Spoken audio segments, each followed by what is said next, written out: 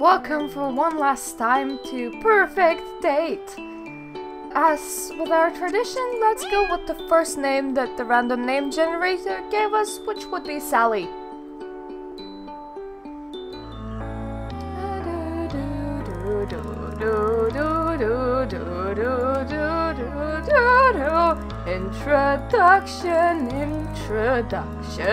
Introduction all over again.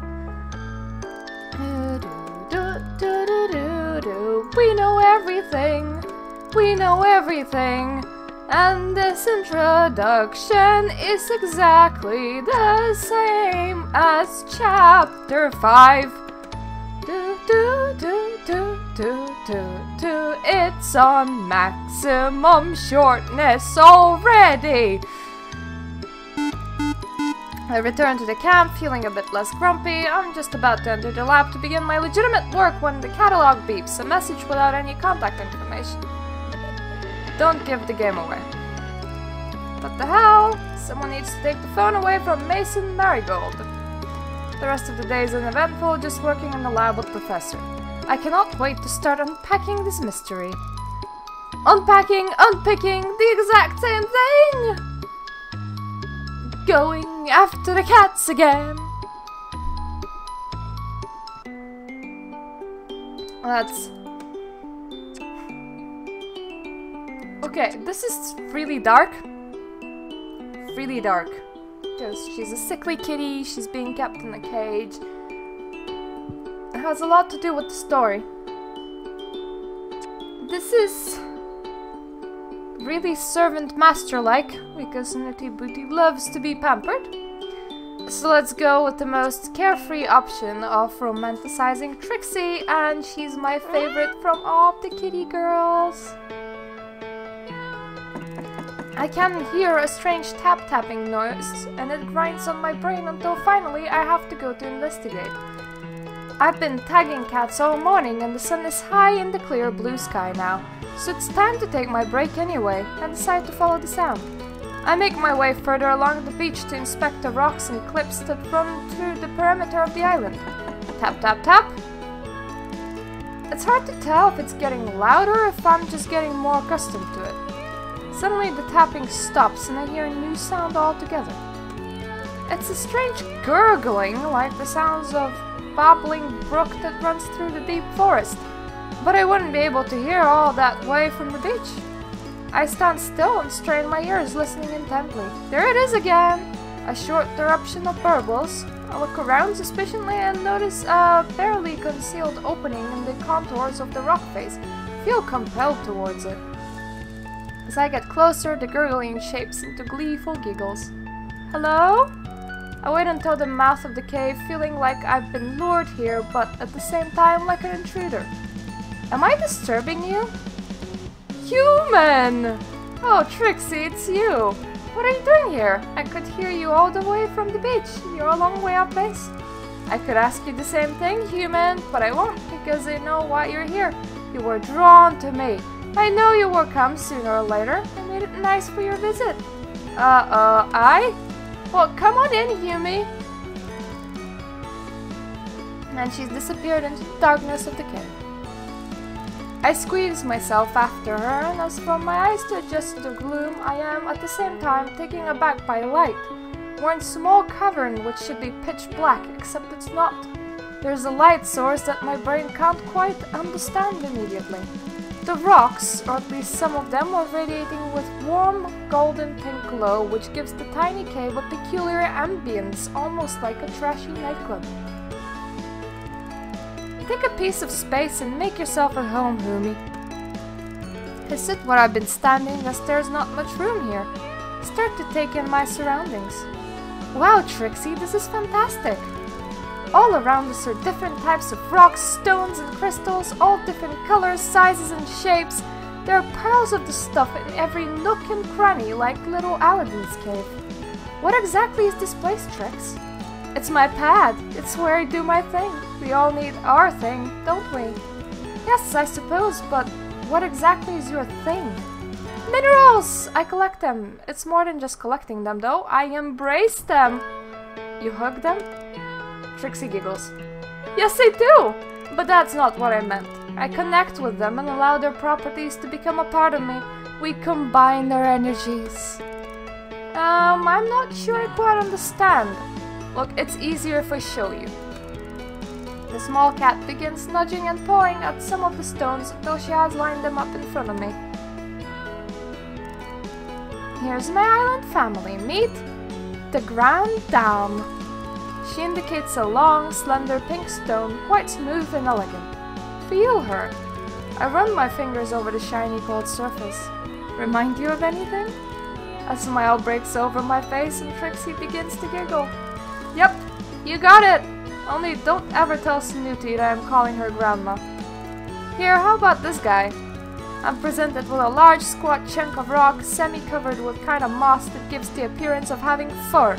As I turn it, the light picks up the color and I can see warm, rich amber tone, almost like marmalade.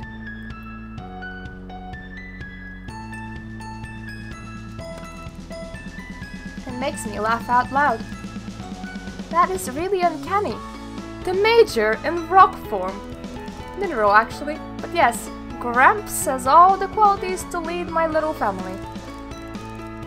I've already moved on to the next stone, and the resemblance is striking. It's a dirty green stone that fits very comfortably into the palm of my hand. It hasn't been polished like Snooty Booty, so it's a bit murky looking. But there are small patches that have been rubbed clean from handling. They're a breathtaking emerald, catching the lights that green sparkles refracting and dancing around the cave. It is beautiful. Yeah, naughty Uncle McMurphy can be like that, don't you find? Oh, he certainly can. His charm is very beguiling. So who's missing? No one. What about Kibbles? Take a closer look, Humi. I strain my eyes in the gloomy light and see a flat, jagged piece of stone next to Fluffy Butt, and then I get it. It's a pebble! He is a pebble! We both laugh. It really does seem to capture Kibbles, but it's hard to say why. It's the energy. Everybody, everyone, everything has energy. And we're all connected by it. Allow me to demonstrate. Take my paw and close your eyes. I do as instructed and hold the tiny paw in my hand, being as gentle as possible. My fingers suddenly seem fat and clumsy by comparison. What do you feel? She's warm and fragile, and I almost feel like giggling. I'm a bit tipsy, really. Okay, now keep your eyes closed and hold my other paw in your other hand. When I have both of her paws, the feeling is intensified. I begin giggling out loud despite myself, and I'm overcome with delicious feeling of joy. Open your eyes. I look down and see that I'm only holding one of Trixie's paws. In the other hand is a small clear crystal, completely smooth. Oh wow! But how? It felt just like your paw, warm and furry. I know! Trixie is laughing. You were feeling the energy. This is me. Trixie indicates the crystal. Oh my goodness, Trix, this is so cool! Thank you for letting me meet you all! I notice her face change. She looks as though she's been hurt. Oh, Trixie, what is it? Are you okay? This isn't all of us. What? There's someone else in my island family, but we don't talk about her anymore. Oh. She was the coolest sister ever. She's not with us anymore. Oh, Trix, did she pass away? No such luck. She's being kept alive. Trixie nudges a small black piece of stone towards me. Pick it up and look at it closely. There's thousands of specks of glitter running through it, giving it an iridescence.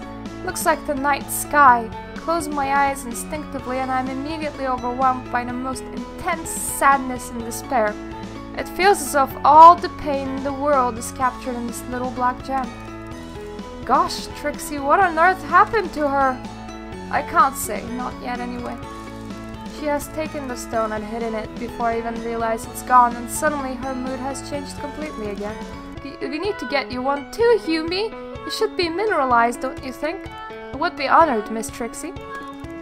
You're really quite open for a scientist. It's actually a requirement that in order to be a good scientist, you remain open-minded.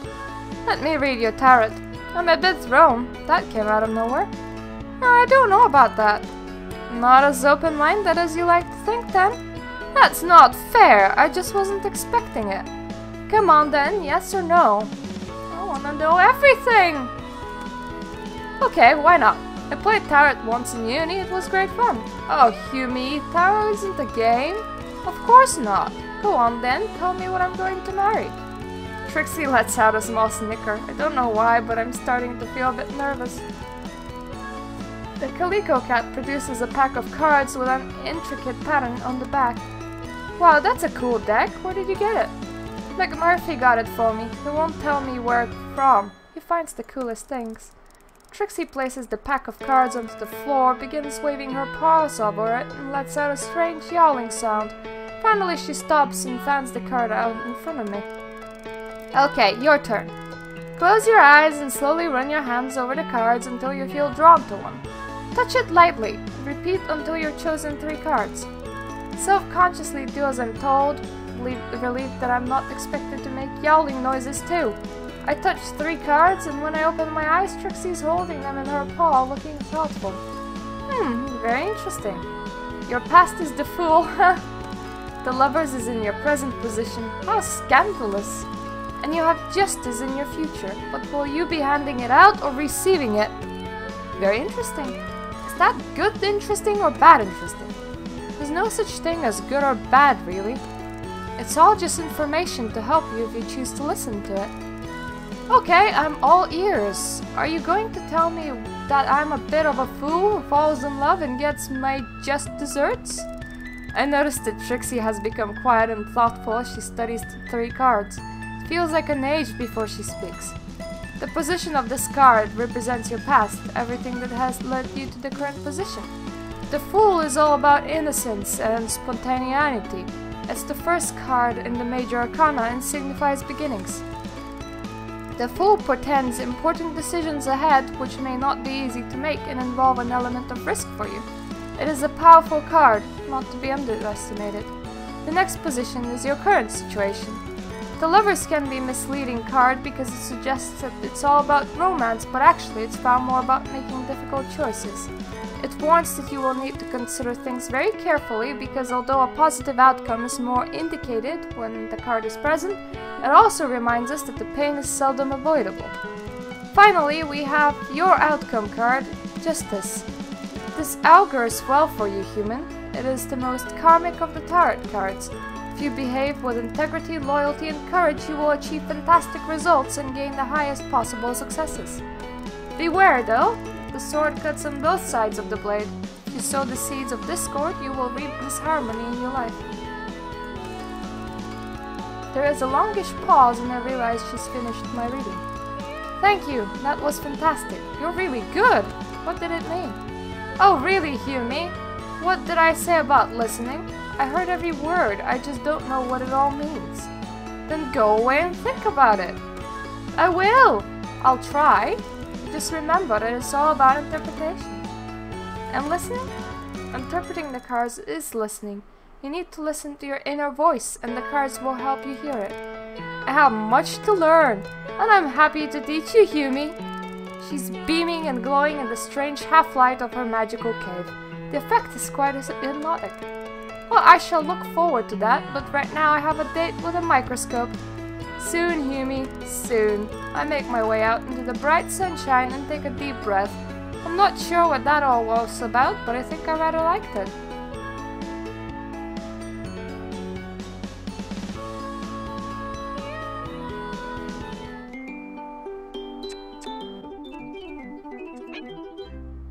Come on, Humi. At this rate, you'll have to go back before we even get there. I'm not built like you, Trix. Not yet, anyway. You need to cut me some slack. These cliffs are hard going. I'm taking an extra long lunch break today to go scavenging with Trixie. Having realized I'm the only member of the family not to be represented in rock form, she's become obsessed with finding my crystallized doppelganger. I'm both flattered and unnerved at being a member of a cat family. I try not to overthink it. Can we take 5 so I can catch my breath, please? It's okay, we're here. It's just over that edge, look. As I catch up to Trixie, I instantly see what she was referring to. As soon as my head gets above the cliff we're climbing, I'm confronted with a kind of rock basin. It's almost volcanic looking, as though something huge once fell here and left an almighty indentation. What is this, Trixie? Jump down, it's perfectly safe.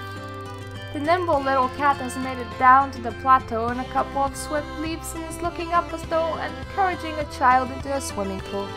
It's easy, just spring up and glide down. For you, maybe, I'm a lot less cat than you might think. But as I stumble around, I find it surprisingly easy to find my footing, and my legs feel springier somehow, taking me higher than I expected when I jumped. The landing feels soft and sure-footed. Maybe all of this island exercise is making me fitter. Bravo! Maybe you're a lot less human than you might think. When I've stopped feeling pleased with myself and taken my surroundings, I have to catch my breath. I feel as though I'm standing in prehistoric time warp. Where are we? What is this? Ha! Close your mouth, Yumi. Lucidities will get in. The what? Never mind. Just some of this and ditch dodge for the high road. Ha! Some of the expressions you use, Trix. You do make me laugh. Were you born on this island? She's clawing at the rock like it's a scratch post. My parents brought me here in 1967. Really? Wow! Do you remember? No. The last one told me. You mean the person who worked here before me? How did... But I'm silenced by her abrupt interruption. Thanks for all the help. I realized that I've done nothing and jumped to see what I can do, but Trix seems to have what she came from. Take this. It's a shard of black and silver. Hold it in your hands and feel the character. Try to blend with it. I do as I'm told, but the only thing I feel is foolish. I'm not sure. Perhaps I'm not very rock-like? Mineral! Sorry. Okay, leave it. We'll have to try again elsewhere. But to be honest, human, I'm running quite low on ideas for you. I feel guilty I'm so difficult to place and wonder if I should try and make it better. Look, I know I'm not very open to this stuff, but the truth is, it makes me feel a bit silly. It's like, there's this great game and I'm the only one who doesn't know how to play. It's not a game, Yumi, it's very real to me. I see that and believe that you're being totally genuine. It's just me, I'm some kind of Luddite, I suppose? Trixie starts gurgling. Her strange little laugh cuts through the tension and I start laughing too, more from relief that she's not angry with me than anything else. Her good humor picks me up. Look, let me have one last try, will you? Be my guest, but I really don't mind calling it a day if you want to, Yumi. I would love to stop and head back to the camp for a glass of cold lemonade, but I feel I owe Trixie more effort than I've been making. No, I am placing myself in your paws. I am prepared to do whatever it takes to get me in touch with my higher self. Oh, good use of terminology, Yumi. 1 brownie point already. Okay, so stand up and close your eyes. I do as I'm told. Now feel the flow of energy come through your crown chakra, white light coursing through your body.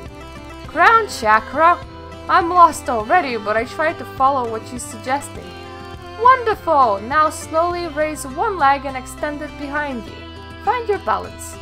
I'm wobbling like a jelly.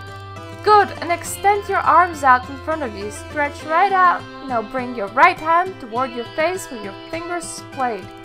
What? But I'm managing to keep a straight face. That's something. Now bring your thumb to the tip of your nose. Okay? And wiggle your fingers. There's a stifled gurgle sound. I can't resist opening one eye. Trixie's rolling around trying not to laugh out loud. I see myself how ridiculous I look and join in with her mirth. That was mean. Aw, Yumi, I'm just trying to lighten you up a bit. The best route to enlightenment is through joyful laughter. Well, whatever Christmas cracker you read that in wasn't wrong. We lay on the ground for a while, soaking in the energy from the rocks, and I can honestly say I felt nothing. Don't worry, newbie, I'll channel for you until your channels are clear. I have no idea what she means, but I feel very happy about it.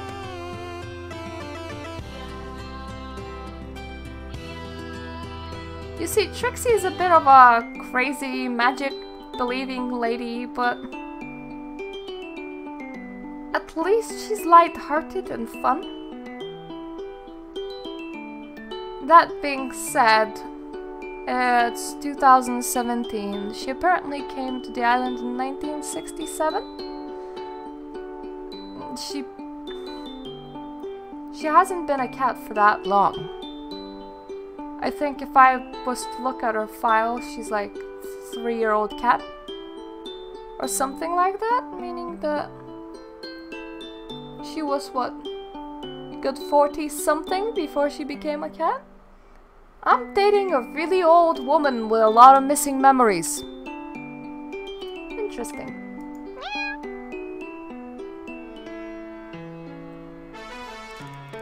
The sun has almost set, a large orange orb so low in the sky. I feel I could reach out and touch it. Maybe this is what Trixie wanted me to see. Her whispered invite from behind the lab door this morning was brief. Cave, sundown, dress to de-stress, be there or despair. As I reach Trixie's cave, my breath is literally taking away. There are clusters of Lucy lights, tiny illuminated flies that look like strings of fairy lights hung all over the beach. They lead to a formation of rocks close to the water's edge, spotlit by amber glow of the moon and surrounded by sparkle and twinkle of more Lucy lights. It's magical! I call to Trixie as she emerges from her cave, dragging something in her mouth. I dash over to help her. Whatever it is, it looks too heavy for the delicate calico cat. Oh, thank you. I'm almost done. Could you take it over to the seats? She's indicating to the rock formation I was just admiring, and now I see it from the angle. It really does look like a seating area. In fact, the whole area looks like a stage, beautifully set. When I put the cloth bundle where she wants it and tie it for her, I discover a small collection of objects that Trixie immediately sets about organizing. She's so deft and determined, I can't help but see the human in her. Can I do anything? This looks fabulous, Trix. How did you manage to stage the Lucy lights? She laughs. Easy when you know how. You just love mana. Mana? The mana from the heaven flowers. Look. She takes a flower from a garland she's pulling from the cloth bag and punctures the bulbous center with her claw. A few drops of clear, sticky liquid ooze out, instantly attracting a tiny swarm of sparkling flies. What is it? Taste it. Go ahead, it's safe, Humi. Actually, it's delicious. I gingerly touch a droplet with the tip of my pinky and put it at the tip of my tongue. It's sweet and spicy, like cinnamon and honey. She's right, it's delicious. The garland is now around my neck, and I look like I'm wearing a necklace of dancing lights. Trixie has nudged a much smaller garland around her head, and the effect is stunning. You have a halo! Trixie giggles. Well, I am an angel after all. This stuff is good. Is there mana in this? I drink a warm, sweet nectar from a shell that Trixie has placed in my hands. Yeah, amongst other things. Steady though, McMurphy helped me make it. Ah, I thought I could detect the warmth of his Irish charm. Slante, Murph. As I drain the shell, I feel a bit lightheaded and I sit down on one of the rock seats. Well, hello chums, I didn't see you there. The whole of Trix's mineral family are gathered on the other rocks. The gang is all here. This is a lovely treat, Trixie, thank you. Oh, but the main event is only beginning. Ahem. I would like to present for your pleasure and delectation, Mademoiselle Trixie Belle. I clap enthusiastically, but have no idea what's going on. I'm having a ball anyway. And then it begins. Trixie has taken center stage, throws her head to the full moon, and lets out the most almighty sound. It's a long and loud and weird, a strange concoction of meowing, hissing, and purring all together in a cacophony of ear-piercing cat wowling?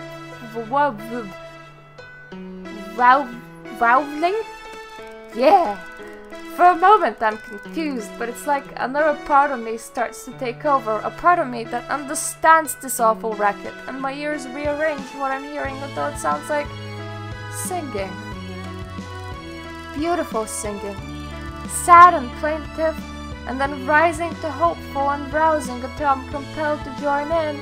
I throw back my head and let out a sound I didn't know I could make. Come on, Humi, come up here. Trixie's inviting me to join her on the stage. I'm momentarily brought back to my senses, aware of who I am, and it jolts me. What the hell am I doing out here on the beach at night with a cloud of yowling cats? Part of me feels like I'm intruding. It's voyeuristic and I feel uncomfortable. Join me! But there's another part of me that wants to cut loose and allow myself to experience all of it. Join her! I leap gracefully onto the platform next to Trixie. From here, the view is even more astonishing. There are cats swarming in from the rocks and the undergrowth to join us. We're all harmonizing as though we are one entity. Tails intertwine as Lucid stands around us. Trixie has begun a kind of dance, stretching out and twisting her whole body. She looks elastic. I've begun gyrating too, and it feels fantastic.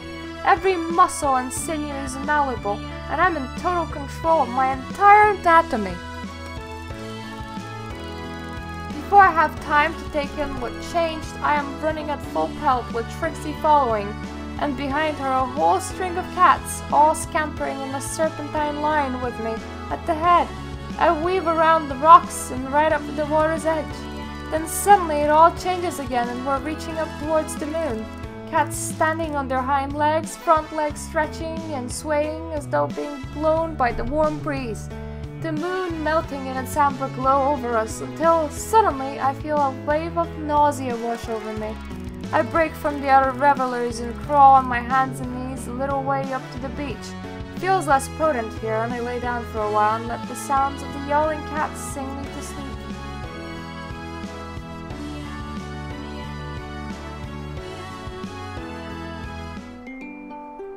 That sounds like a wonderful drunk night, even if it does look really stupid from the outside.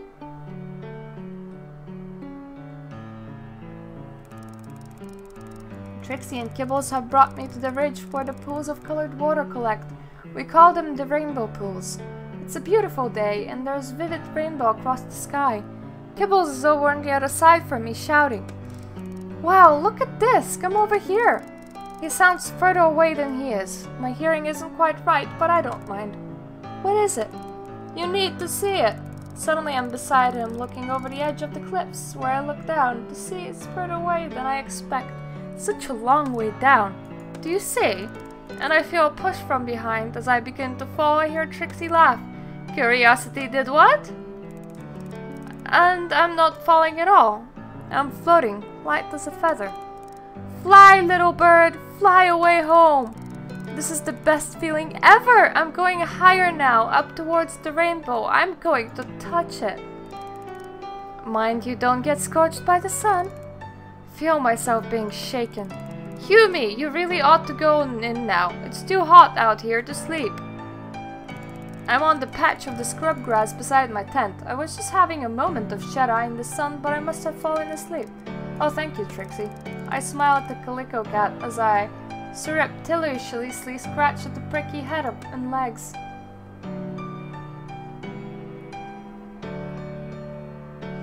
Well, at least that was a fun dream and not a nightmare dream.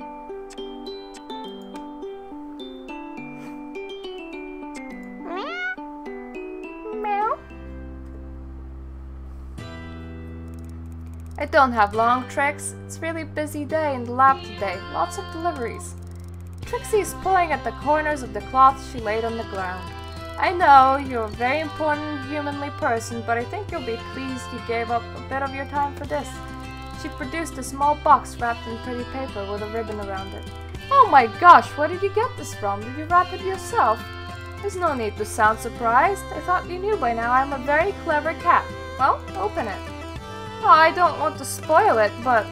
I tear off the paper and bows. As I toss them away, Trixie leaps on them, delightedly playing cat and mouse. Come on, Humi, need help? No, it's mine!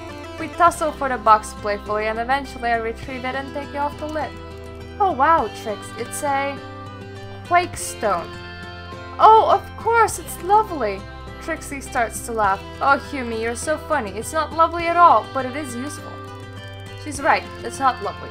It's an ugly looking chunk of stone, about the size of a walnut, pinkish grey, but mostly grey. Useful? Does it do something? Pick it up. I take the lump from the box and instantly feel a vibration in my hand. Whoa, that's weird. What is it? The feeling is spreading up my arm and through my torso.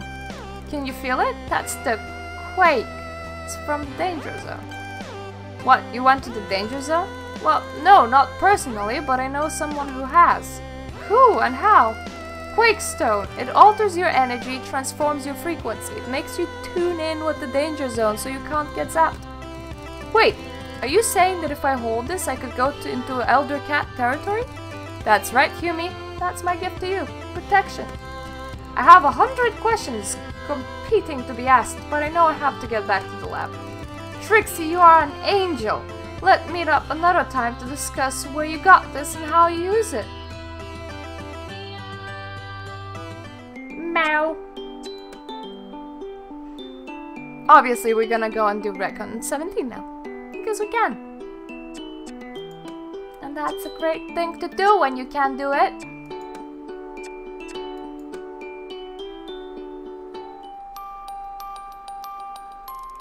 The professor is away on an overnight trip to the mainland, so I've got the lab to myself for a while. I've been running tests on the Quake Stone that Trixie gave me for hours now, and I'm no closer to understanding how it works. It emits a constant pulse, but I can't figure out where the energy needed to generate the vibration is coming from. Looking at it under the microscope, the structure seems less like a gem and more organic. It looks like very smooth interlocking scales which move and shift very slowly. It's as if the rock breathes. I sit back and try to clear my head. I wonder. An idea has been half forming at the back of my mind all day, and now it's loud and clear. I need to go to the Elder Cat's territory and see if I can't join some dots in the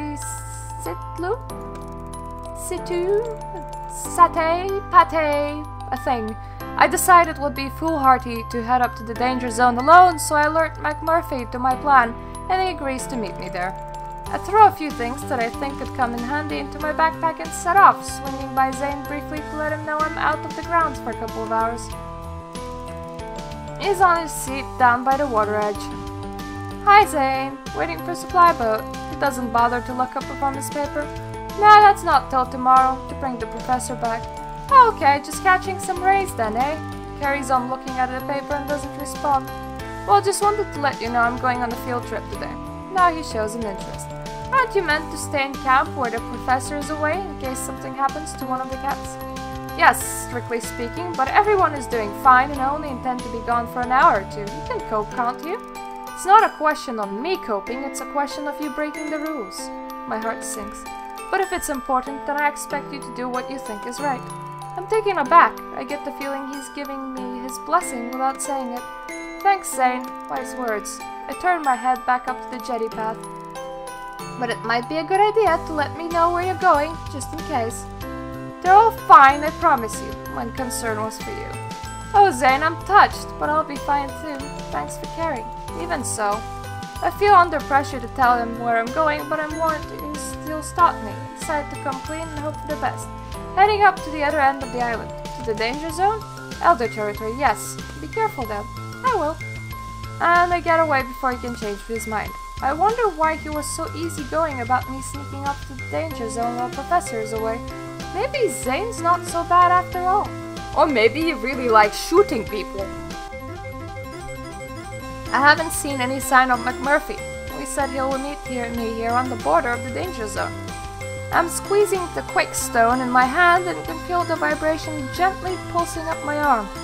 Just as I'm about to venture forward alone, I hear a friendly whistle. Murph! Were you missing me, Kara? I was giving it up on you, to be honest. Ah, that's not nice. You should never give up on a buddy. Well, I'm glad you're here. I don't mind admitting I'm a bit nervous. Here, let me put this around your neck. I made a collar for him by drilling into a piece of Quake Stone and threading some twine through it. We don't want either of us to upset the elders. We need all the protection we can get, although I'm not too sure this will even work. It's a big risk. Come on then, stay close to me. And you to me, Kara, and you to me. I can hear the amusement in his voice as he springs ahead of me and crosses the line into the danger zone. For a split second I hesitate. I want to see if anything happens to McMurphy. If something does happen, I want to be able to get help. Not making me your cannon fodder, are you now, Kara? Just watching your back, Murph. Bath. Just watching your bath. And with one large step forward, I am over the line. I stand still for a moment to feel the difference, and there isn't any. I feel exactly the same pulsing coming from the quake stone, only now it seems to be all around me. Begins to tingle. Can you feel that? I most certainly can, and the beautiful thing it is? He's right, it feels really relaxing without being drowsy. My mind is super alert, and I feel much more energized than I did even a minute previously. There are some elders over to the right. They must be able to see us, but they don't seem to be bothered by us being there. As I take in my surroundings, I notice that there are large rocks that all appear to be made from quake stone. We skirt around the edge of the area, keeping as low profile as possible. Can't believe we're doing this. Oh, Kara, I wish I could show you your face. Why? Because you're grinning from ear to ear. You look like a chest hair cat. Maybe you were gone through the looking glass. Then I see the huge obelisk-type stone which most of the elder cats are sitting around. What do you think, Mac Quakestone? Has to be. Look how serene they all are. They're completely calm. Some of them are looking at us, but don't seem in the least bit bothered. There is no aggression in these animals. They're in total harmony with each other and their surroundings. Come on, Mac. Let's leave them in peace. We move back to where we came in and gather some of the lumps of stone to take back with us. I can see why they like it here so much. Okay, you, let's get this off your neck. You'll be turning elder if I'm not careful. We walk back mostly in silence. It's nice silence. Contented.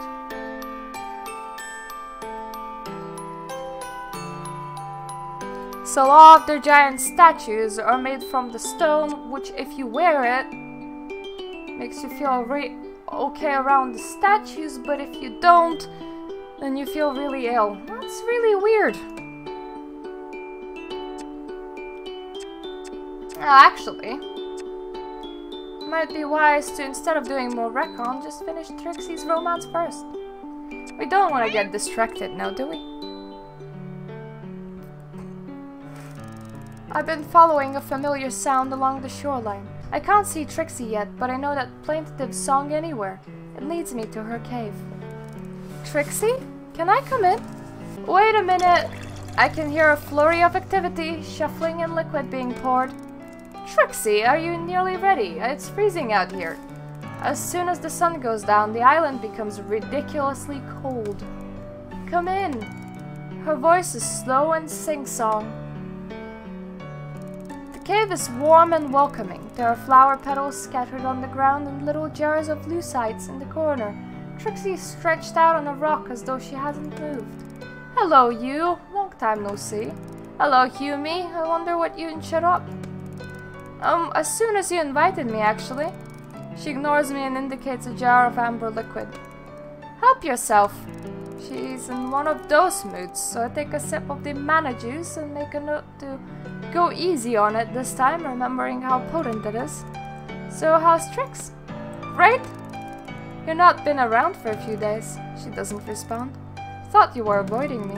I force a laugh, but I'm now beginning to think I was right. Have I upset you, Trixie? Well, in a way, I suppose you have? Oh, I was kidding, but tell me, what did I...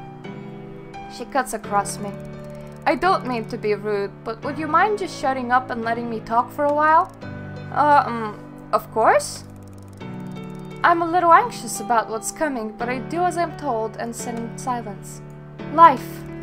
She pauses and smiles. I'm not sure if I should respond, so I just smile back. Life is great and all, but sometimes it's not quite as great as you try to pretend it is. You get so used to making the best of it that you stop being aware that it's only sliver or sometimes bronze. I mean, nothing to complain about, but then something happens that is so golden, so platinum-plated, rose gold, that the fabulosity of it catches you up like a twister and turns everything upside down and inside out, so that you're flying and dancing against your will. You're powerless and powerful, and silver will never be good enough again. Do you know what I mean? I open my mouth, but she plows on without waiting for an answer. I feel it now, the fizzing in my tummy, the fluttering of my heart. I am champagne! Popping and sparkling, light-headed and silly. Am I silly? I feel very certain and not silly at all, but I can't stop giggling and my eyes are weepy all the time. I know what I want in my heart, but I can't connect it to my head. I feel happy! Truly happy. Not before happy, which wasn't really being happy at all, but 24-karat happy, and nothing less will do. There's a long pause. I look down and see my glass is empty and suddenly feel a bit woozy. Okay, that's it. That's all I have to say. Your turn. I'm not very good at speeches, and I don't think I can match yours. A simple answer will do. Soulmates don't come along every day, Humi. We have a chance here to take a leap and see where the adventure takes us, or forever wonder what we miss. Of course I'm in. Together forever. Let's the adventures begin. And Trixie and I begin to laugh. And laugh until we're rolling around on the ground so that anyone who saw us would think that we were a couple of crazy intoxicated cats. Yay! Trixie wubs us.